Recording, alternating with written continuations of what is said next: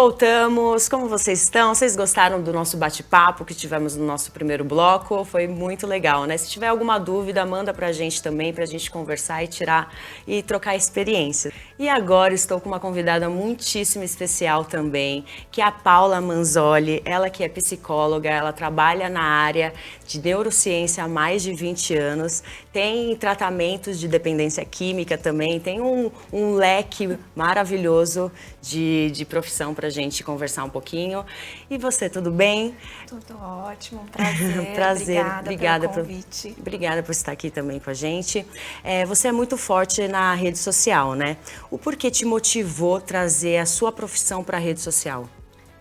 Na verdade, não foi nem assim acho que foi aquela coisa da pandemia. Uhum. Eu tinha rede social, mas quase não usava, assim, era pouca coisa. Sim. Aí na pandemia, os pacientes começaram a migrar para os atendimentos online. Uhum.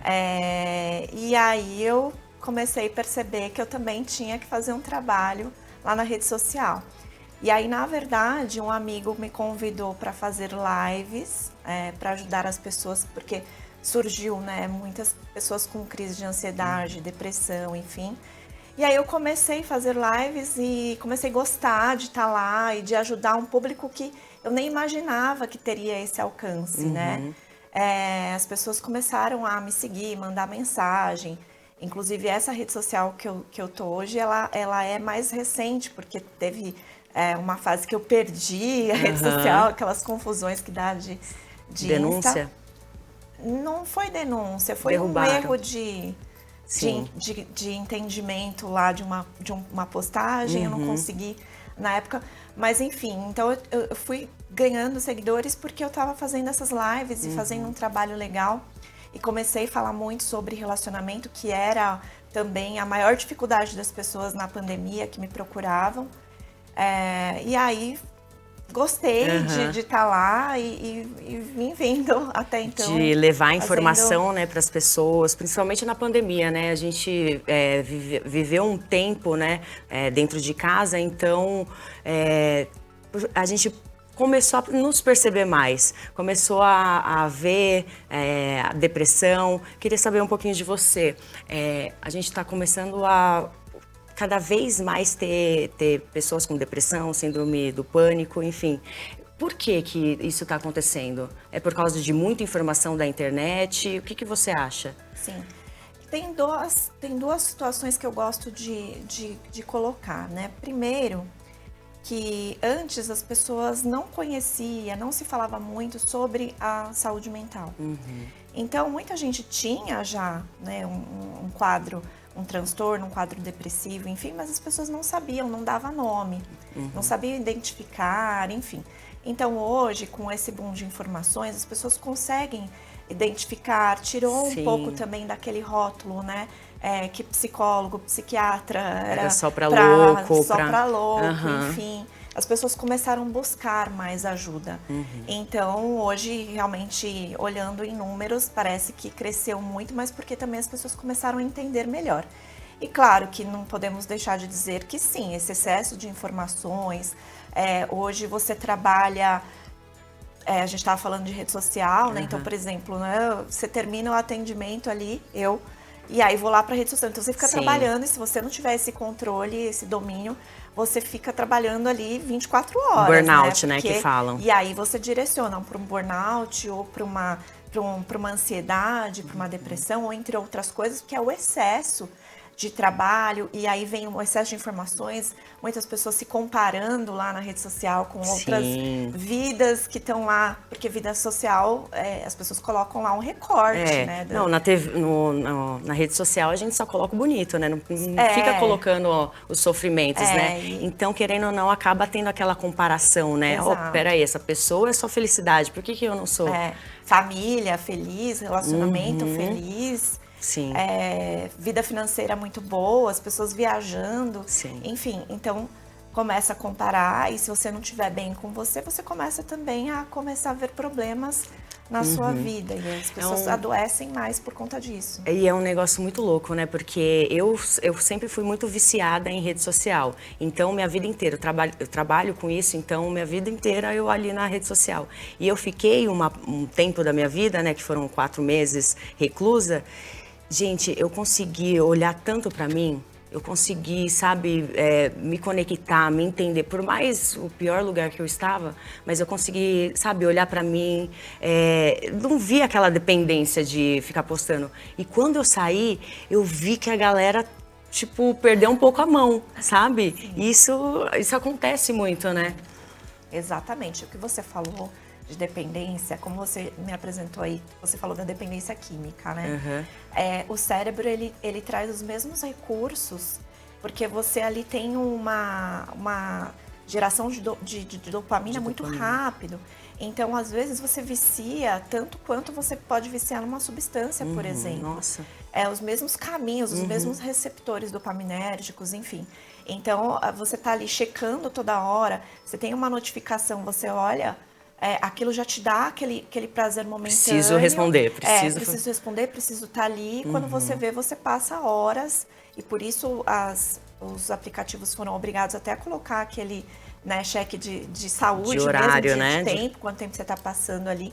Porque as pessoas começaram a se perder. Inclusive, tem clínicas já especializadas em tratar as pessoas com dependência em celular, em telas, enfim. Sim, então... isso vai crescer cada vez mais. Com certeza. Porque a gente vê a criança, né, o pai dá o brinquedo lá, o tablet para criança, só para a criança calar a boca, né? Exato. Hoje em dia é assim. Muito isso. Vamos entrar um pouquinho em questão de relacionamento, né?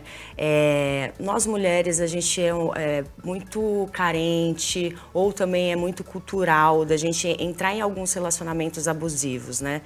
Como identificar esses relacionamentos abusivos, como a gente começar a identificar mesmo? Sim. Como é que surge?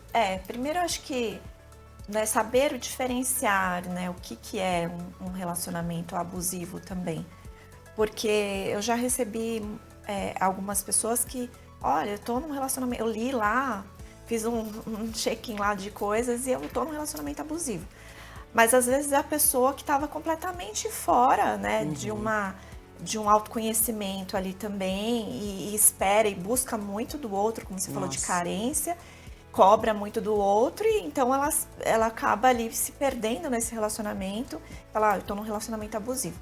Então, quando a gente considera que é um relacionamento abusivo, é quando você perdeu ali a identidade, quando você perdeu o respeito, quando...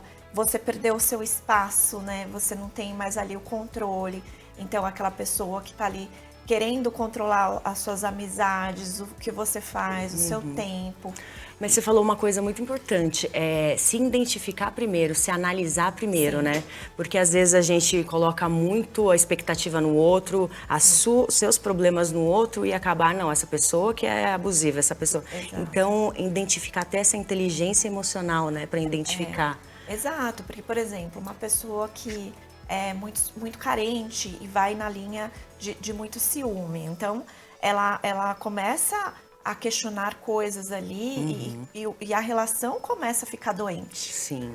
Então, quando fala de relação tóxica, porque é um envenenamento, Será né? que você não está sendo tóxico, né? Às vezes também tem isso. Sim. Muito na rede social se fala, tá todo mundo falando de relações abusivas, enfim, de narcisista e tal. Mas às vezes a pessoa tem que também olhar um pouco ali para ela, o que ela busca num relacionamento, para depois ela olhar para a relação e entender o que é meu e o que é do outro. Muito legal isso, porque a gente tem que procurar profissionais pra gente primeiro, para depois colocar a culpa em outra pessoa, né? Exato, né? É fácil a gente jogar toda a responsabilidade no outro, me faça 100% feliz, eu tô aqui com a minha despensa vazia, eu não me conheço, e aí eu deposito tudo na outra pessoa. Sim. Mas, respondendo a sua pergunta, né, então, identificar é basicamente você perceber que ali dentro daquele relacionamento você não é mais você não tem mais liberdade, você não tem mais voz, e não sente mais ali o teu espaço. tem alguém ali controlando, tem alguém, você começa a ter medo de ser você, de falar o que você pensa, de fazer as coisas que você gosta. Sim, começa a se diminuir para encaixar muito no padrão do outro, né? Exatamente. Então Sim. aí sim, e acho que o medo, sabe, é uma coisa que eu percebo muito das mulheres. Medo de falar, até de contar, medo de reconhecer. Será que eu tô num relacionamento abusivo? A culpa também que vem, porque quando você tá ali se relacionando com uma pessoa que é abusiva, que é manipuladora, ela faz com que você se sinta, Sim. você é a errada da história, você é culpada, você não acerta nunca, então as pessoas vêm com muito medo, com muito receio. Tá, por exemplo, se eu tivesse nesse medo, o que que eu faço? Quem eu procuro? O que que eu consigo? Eu costumo sempre sugerir para as pessoas, porque nem todo mundo que vai assistir aqui, por exemplo, já consegue de imediato ter acesso a um profissional.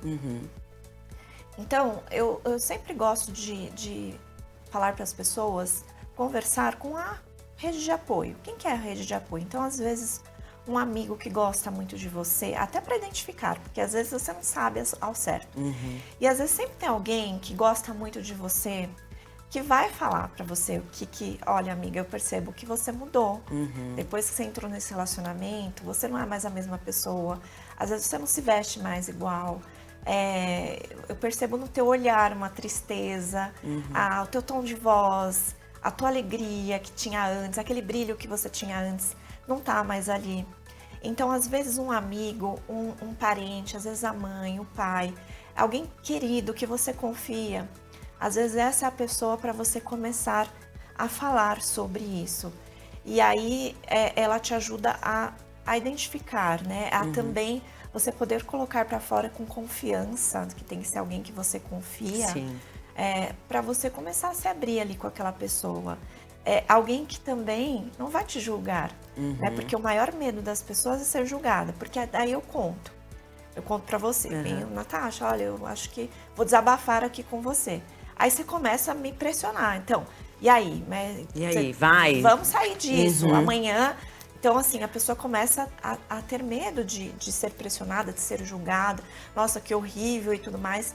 Então, você tem um tempo e um espaço para lidar com isso primeiro, aceitando que você está num relacionamento, para depois você ir criando forças para sair dessa relação. Porque não é fácil. Gostaria de dizer que é muito fácil, mas não é. Sim, não é fácil. Nós mulheres, a gente lida com muitas emoções, né? Então é muito difícil, muito medo também, não ter essa rede de apoio, mas o importante é falar, O primeiro passo é falar, sabe? Uma pessoa que você sente a vontade ali falar, sentir a vontade de abrir. A gente falando, uma falando para a outra, a gente consegue ir ajudando e construindo mais rede de apoio, né? no nosso país. Bom, e falando um pouquinho sobre relacionamento, a gente vê, né, muitos casos de feminicídio, né? Quando chega nesse extremo, eu acredito que a mulher já não está mais aguentando. O que ela pode fazer? Se não tem uma rede de profissional perto, o que ela pode fazer? Como que ela pode sair disso? Sim, pois eu já passei por algumas situações em atendimento que, infelizmente, eu tive 2 casos de feminicídio, coincidentemente depois da pandemia. Então, realmente, assim, é uma situação, né, muito difícil porque ali já vem por isso que eu falo sempre de prevenção e de identificar antes. Porque quando chega nesse ponto, a gente não tem mais muito o que fazer. E aí o que acontece muito, as mulheres, eu costumo dizer que as pessoas dão sinais. Então assim, uma pessoa que ela comete, né, um crime contra a mulher, às vezes ela deu sinal no primeiro encontro.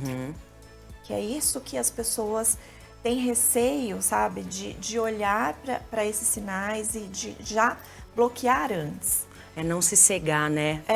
Fez uma coisa, falar, só foi dessa vez. Exato. Não se cegar. Porque quando a mulher ela já tá ali nesse abuso, na violência, né, o abuso psicológico, o abuso com violência física, ela tá ali já muito sem força para chegar nesse ponto. Não que em alguns casos, às vezes a pessoa conheceu faz pouquíssimo tempo e aí a pessoa era uma pessoa muito abusiva e ela já não deu nem tempo de identificar.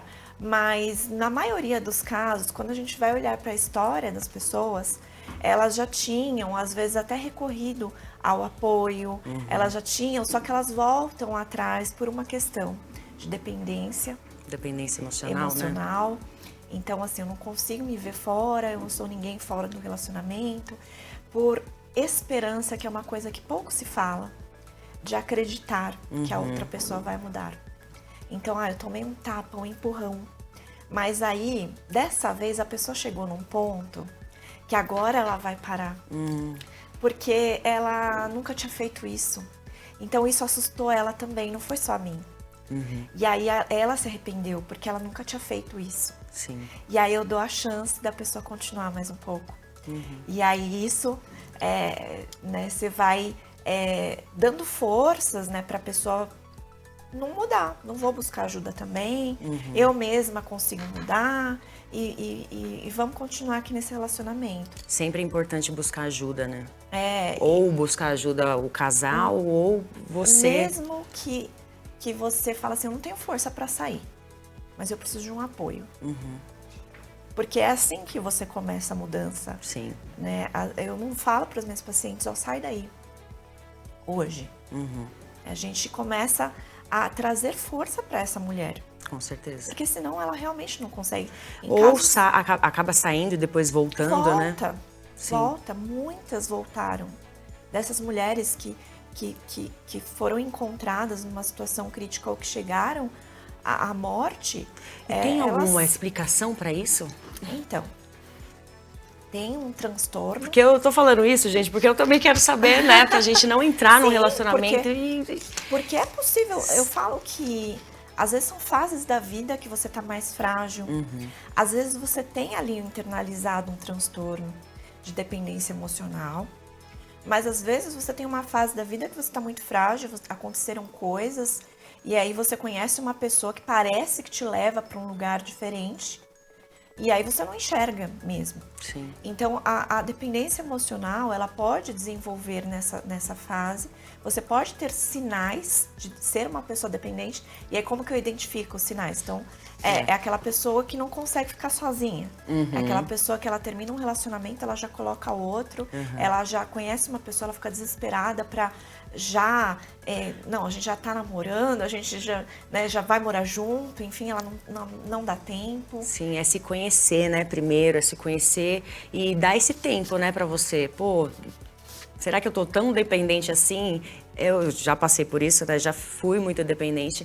Eu falo que meus erros do relacionamento foi eu estender demais. Eu ficar empurrando com a barriga, de falar, não, eu acho que vai mudar. Não, vai consertar, vou dar mais uma chance. E eu me arrependo disso, de não ter... Não, já vi que não vai dar certo e pronto, final. Perfeito. Entendeu? Pois é. E essa questão da esperança, né? Esperança. Pode ser que mude, pode ser que melhore. A nossa vida, a nossa infância foi pautada nisso. A gente vê desenhos, a gente vê filmes românticos, a gente vê as pessoas mudando. Romantizando tudo. Exato. A nossa geração, você é mais nova que eu, mas a gente espera que isso mude. Sim. Porque a nossa geração também tem um pouco de influência cultural, né? De a mãe, a família, todo mundo na expectativa, às vezes o pai sendo abusivo e a pai mãe agredindo dando, e você assistindo a mãe dando isso. chances Sim. e falando que vai melhorar, que as coisas vão melhorar, que vai passar, que vai ficar tudo bem. A gente tem um negócio muito cultural que amar dói, né? Pra amar tem que sofrer, pra amar não, O e não amor é é assim. sofrimento, é assim mesmo. Eu tenho que aguentar, eu tenho que engolir sapo, eu tenho que engolir... Não. Exato. Não, você tem que se conhecer, você tem que se amar, você tem que se respeitar e recomeçar, né?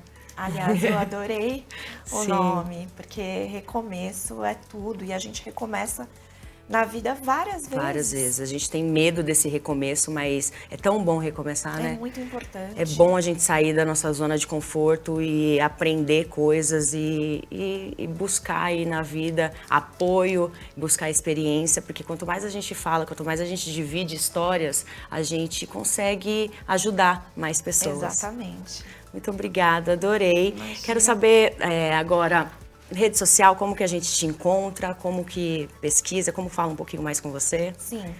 Então, o principal lá é o Instagram, né? Que é o Psipa Manzoli. Manzoli é com Z, 2 L's e I no final. Sim. E o canal do YouTube, que é Paula Manzoli também, que lá tem algumas aulas, algumas coisas, alguns projetos lá meu, inclusive de recomeçar, enfim, de identificar relacionamento tóxico abusivo, de relações narcisistas. Enfim, acho que o caminho mais fácil de me encontrar é lá no Insta. Para finalizar, para dar uma sugestão, uma dica para as pessoas que querem recomeçar, que querem procurar essa ajuda, o que você falaria? Eu penso que o primeiro ponto é você ter compaixão por você.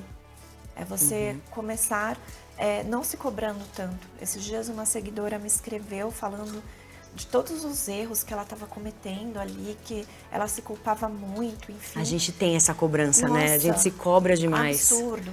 E aí eu falei, primeiro, aonde é que tem um manual aí que sua mãe deixou, que seus pais deixaram para você, dizendo o que você tinha que fazer para tudo? A gente não tem.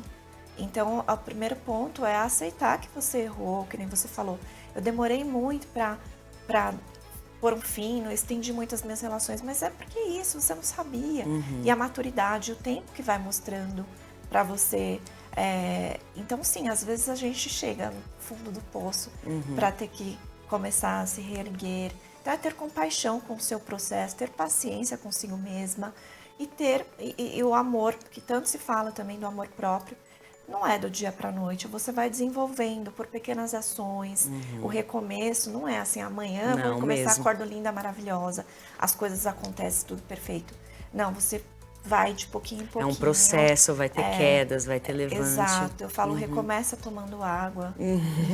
Água, que recomeça tomando água, se alimentando um pouquinho melhor que ontem. Tendo compaixão com você. Exato, pequenas coisas. E aí você vai começando ter mais força, ter mais saúde física, porque a gente fica fraca, né? Vitamina mesmo.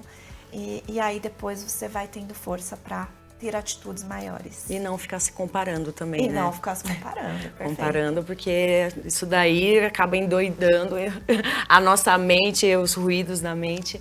Mas muito obrigada por esse papo. Imagina, Queria prazer. conversar muito mais aqui com vocês, mas se vocês quiserem, a gente volta. Vamos ter muitas pautas para falar. Mandem perguntas também, pode mandar nas redes sociais dela também. E a gente vai conversando quanto a gente conseguir aí, Prazer. né? Prazer, Obrigada. muito obrigada, viu? Foi ótimo. Muito obrigada, Paula Manzoli. Gente, eu espero que vocês tenham gostado desse programa. Estaremos de volta, se Deus quiser. E é isso, muito obrigada. E você também tem chances de recomeçar. Não acha que está tudo perdido, a sua voz tem força sim. E juntos somos mais fortes. Recomece você também.